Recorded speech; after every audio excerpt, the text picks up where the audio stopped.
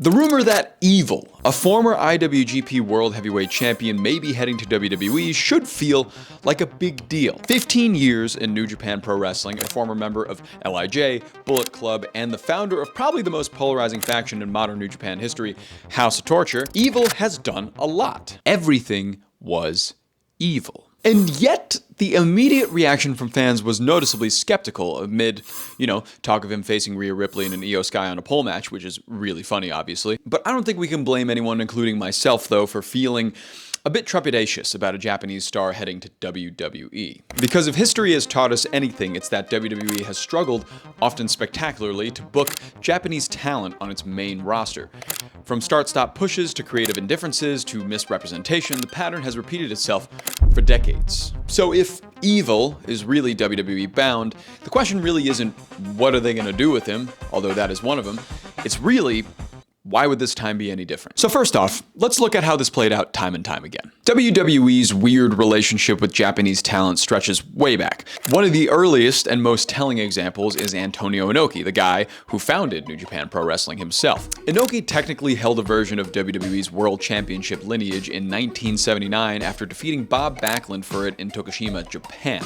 And the title reign, although about a week long, isn't recognized by WWE and was never really meaningfully integrated. Even back then, the company struggled to contextualize Japanese wrestling within its own framework, and that's when they were actively collaborating with Japanese promotions. Fast forward to the early 2000s, and you get Ultimo Dragon, one of the most decorated wrestlers of his generation.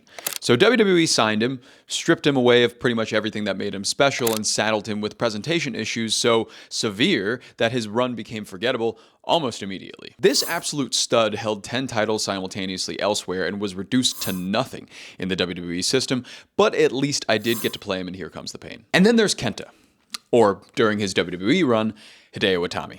One of the most influential wrestlers coming off Pro Wrestling Noah, signed at the height of his career. Injuries played a role in this, yes, but even when healthy, WWE never really figured out how to present him. The raw intensity that defined KENTA in Japan was softened and eventually lost. By the time he left WWE, he had to rebuild his image in New Japan Pro Wrestling. And talking about that dreaded NXT to main roster transition, even Shinsuke Nakamura, arguably WWE's most successful Japanese male star, let that sink in for a second, illustrates this exact problem.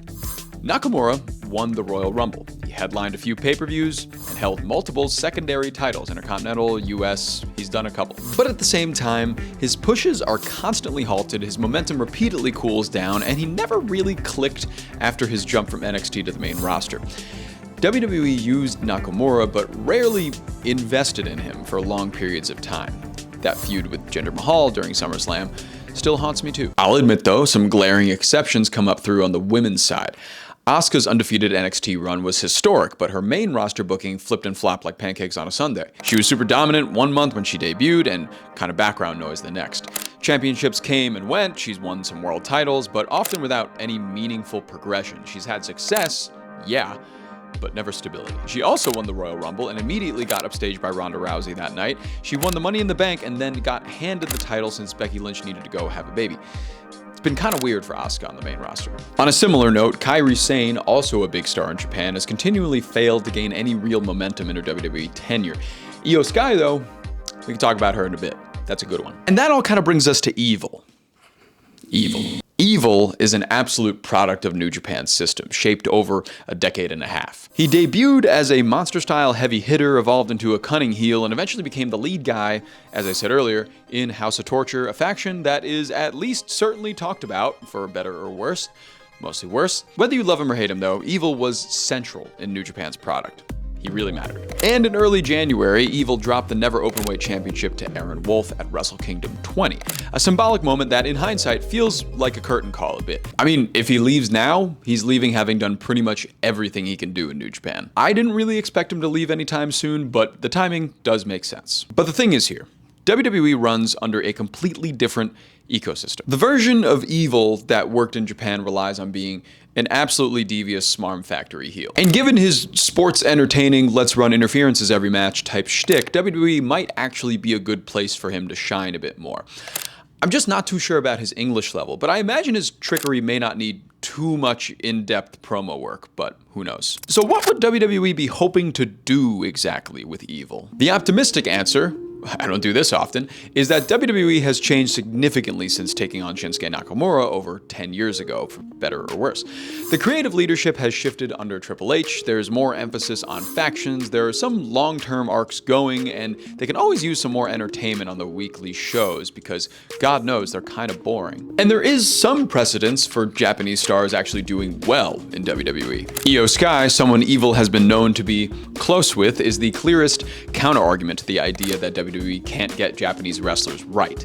Since returning at SummerSlam 2022 alongside Bayley and Dakota Kai, Io has been treated as a centerpiece of the women's roster, that is for certain. She's had multiple world title reigns, she's had strong match positioning, and a presentation that highlights her strengths, whatever that thing is, rather than sanding them down. But Io's success also highlights the disparity. Over the past 10 years, WWE has been far better at booking Japanese women than Japanese men. Language barriers are handled differently, match expectations are different, and the women's division often relies more on in-ring storytelling than lengthy promos, which plays directly into the strengths of wrestlers trained in Joshi systems in Japan. Evil doesn't have that luxury. If WWE goes evil, they'll need to answer a question they've avoided for many years.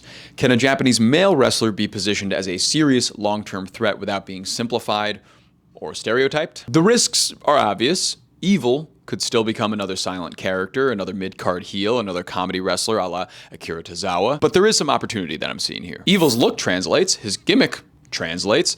There could be a spot in the Judgment Day for him, or there could be an opportunity for him to start his own faction. Just don't let what happened to Jeff Cobb happen to him, please. The larger concern here, though, extends beyond just Evil. If more New Japan stars are rumored to be leaving, and if WWE continues to be a destination for them, then WWE's ability to book Japanese talent responsibly becomes more than an individual issue. It becomes a litmus test for whether the modern WWE truly understands the strengths of its wrestlers, or whether it's still trying to force international performers into a highly domestic mold. So why does WWE struggle with Japanese talent? Because historically, in my opinion, the company has prioritized translation over preservation.